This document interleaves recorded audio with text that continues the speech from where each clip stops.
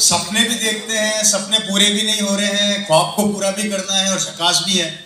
Calculation समझ में नहीं आ रही मेरे को। हम एक्चुअली झकास अपने आप को सिद्ध करने की कोशिश करते हैं, एक्चुअली में झकास है ही नहीं। झकास की परिभाषा क्या होती है? झकास की परिभाषा वो होती है जहां पर जो सपने, जो ड्रीम हमने देखे वो सारे पूरे हो गए। अगर वो सारे सपने और ड्रीम अगर पूरे नहीं हुए तो भी झकास होना बाकी है। और किसी महान आदमी ने बोला है कि जहां पर इंसान संतुष्ट हो जाता है उसकी प्रोग्रेस खत्म हो जाती है। जिंदगी में कभी संतुष्ट मत होना। अगर आप संतुष्ट हो गए तो आप अपने आप को खत्म कर दोगे, इसलिए झकास भी कभी मत हो। आगे बढ़ते जाओ, कमाते जाओ, आगे बढ़ते जाओ, कमाते जाओ। मैं आज एक अच्छी पोजीशन पर हूं। आरसीए में मुझे स्टार डायमंड बोला जाता है। अच्छा खासा बिजनेस है, सब कुछ है, लेकिन अभी भी लगता है बहुत कमियां हैं, अभी भी बहुत बड़ा करना है या नहीं?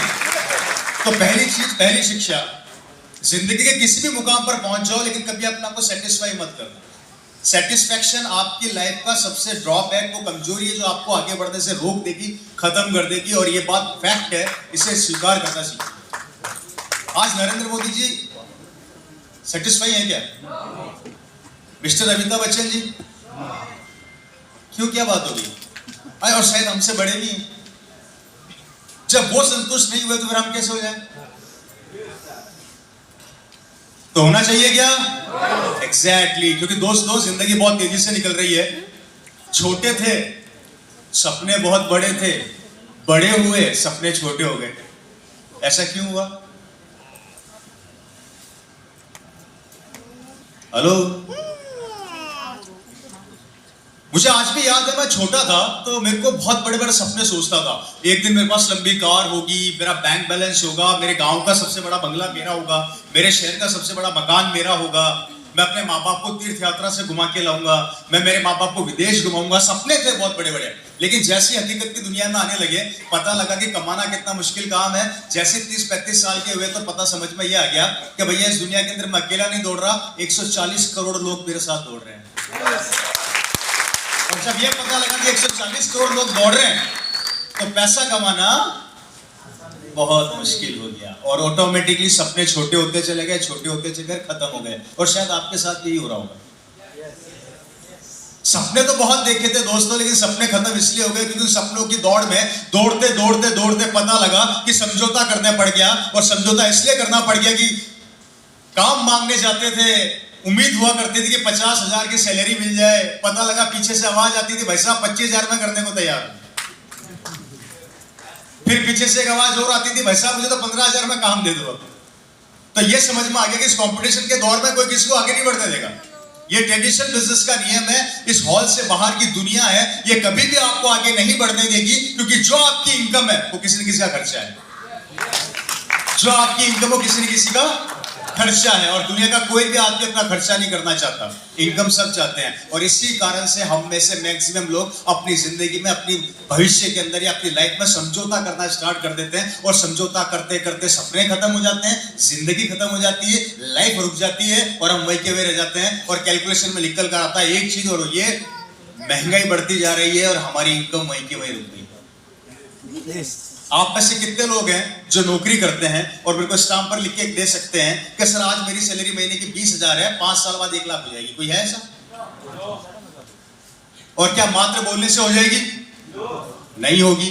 या आप और हम सब जानते हैं, हम सब जानते हैं कि आज आप महीने का 20,000 कमा रहे हैं तो 5 साल बाद 20 का 25 कर लोगे, खींच कर 30 कर लोगे, लेकिन 50 एक नहीं कर सकते। आप जो भी व्यापार कर रहे हैं, महीने का लाख रुपया कमा रहे हैं तो उसको आप 10 लाख नहीं कर सकते। या आप भी जानते हैं और मैं भी जानता हूं। और उसके बाद भी हम उसी जिंदगी को जीते चले जा रहे हैं और जीते चले जा रहे हैं, समझौता करते चले जा रहे हैं, अपने आप के अपने सपनों को बड़ा नहीं करना चाहते। महंगाई कहां पर है?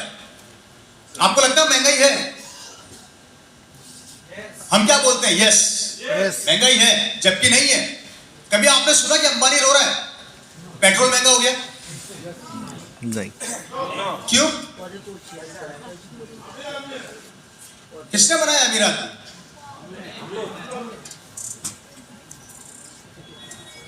कभी किसी पैसे वाले को आपने सुना कि वो रो रहा है कि सब्जी महंगी हो गई, पेट्रोल महंगा हो गया, सिलेंडर महंगा हो गया, सेब महंगी हो गई, पपीते महंगे हो गए, फल महंगे हो गए, किराया महंगा हो गया? टूरिज्म महंगा हो गया, कभी सुना आप लोगों ने कोई पैसे वाला रोता है? क्यों नहीं रोता? क्या बनाई है? तो हमें किसने रोका भाई? हमें किसने रोका? आज से 70 साल पहले सब सड़क पर थे, 70-80 साल पहले सब सड़क पर थे। जो इंसान गर्दन से नीचे का हिस्सा काम में लेता है वो मजदूर कहलाता है, और जो गर्दन से ऊपर का हिस्सा काम में लेता है वो पैसे वाला बन जाता है। एक चीज हमेशा याद रखना, मेहनत करने से कोई बड़ा नहीं बनता। अगर मेहनत करने से मात्र बड़ा बनता तो दुनिया का सबसे पैसे वाला आदमी कौन होता? रिक्शा चलाने वाला। क्या वो बड़ा है? हमारी ही सोच हमें आगे बढ़ने से रोक देती है। और ये आपका और मेरा कसूर नहीं है, यह मैं पुश्तों से मिला हुआ है। पुश्ते जानते हैं? पूर्वजों से। मैं एग्जांपल देके समझाता हूं, बहुत अच्छे से समझ में आएगा। बोर तो नहीं हो रहे आप लोग? हाथ खड़ा करो ईमानदारी से, कितने लोग जो बोर हो रहे हैं? इसलिए कहता हूं दिमाग खोल के मेरी बात को ढंग से सुना करो, पहले कूदा मत करो। मैं सफलता का सबसे बड़ा कारण ही यही है कि बिना सोचे समझे पूछ जाते हैं। मैं क्या बोलने वाला था आप लोगों ने सुना नहीं उससे पहले? हेलो, बोर तो नहीं हो रहे? दुनिया के एक बहुत बड़े आदमी ने, बहुत बड़े इंसान ने, या आपकी लाइफ, चलो पहले पूर्वजों की बात करते हैं। मैं पूर्वजों की बात कर रहा था आप लोगों से कि दुनिया के अंदर पूर्वज, जो हमारे पूर्वज हैं, उन लोगों की वजह से जो चीज हमें मिली उस कारण से हम हमारी सोच को डेवलप नहीं कर पाए। मैं एग्जांपल देता हूं, अगर मेरे पिताजी नौकरी करते हैं तो मुझे क्या सिखाएंगे? फर्क इतना है, वो 25 कमाते तो मुझे 50 के लिए बोलेंगे, बस। Am I right या wrong? हेलो, मेरे पिताजी अगर व्यापार करते हैं मुझे क्या सिखाएंगे? व्यापार सिखाएंगे। और मेरे पिताजी खेती करते तो मुझे क्या सिखाएंगे?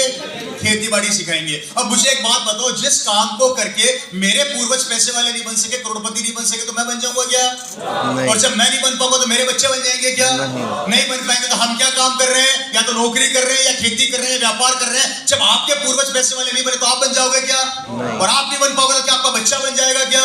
नहीं बन पाएगा। तो मुझे बताओ, आपने सपने, आपका भविष्य आप कैसे सिक्योर करोगे आने वाले समय में? 2022 के आंकड़े बड़े खतरनाक है और 2025 मोर डेंजरस होने वाले हैं, और 2030 तक आते आते पूरे हिंदुस्तान के अंदर बेरोजगारी छाने वाली है। कारण टोटल ऑनलाइन काम हो जाएगा, कंप्यूटराइज काम हो जाएगा। अब मुझे बताओ कि 2030 तक आते आते हमारा भविष्य, हमारा परिवार और हमारे बच्चे कैसे पलेंगे? एक जमाने में परिवार में कमाने वाले होते थे 5, तो खाने वाले होते थे 5। अब परिवार में कमाने वाला बचता है 1 और खाने वाले होते हैं 5। और 2025-30 में कमाने वाला कोई भी नहीं बचेगा और खाने वाले होंगे 5। तब क्या करोगे? पहले मार्केट के अंदर खाना लेने जाते थे, अब खाना घर पे आता है। पहले मार्केट में सब्जी खरीदने जाते थे, अब सब्जी घर पे आती है। पहले मार्केट में ग्रोसरी खरीदने जाते थे, ग्रोसरी घर पर आती है। कहीं जाने की जरूरत नहीं, सब ऑनलाइन होता जा रहा है, सब कंप्यूटराइज होता जा रहा है। और ये बात 2022 की बता रहा हूँ। 2025 और 2030 तक आते आते हिंदुस्तान की 150-170 करोड़ की आबादी बेरोजगार हो जाएगी, काम धंधे खत्म हो जाएंगे, व्यापार खत्म हो जाएंगे, और हमारे पास सिर्फ एक चीज बचेगी, वो ऐसे मात्र और मात्र गरीबी, संघर्ष, और कुछ नहीं बचेगा। तब आप लोग भविष्य में क्या करोगे? कभी सोचा है क्या?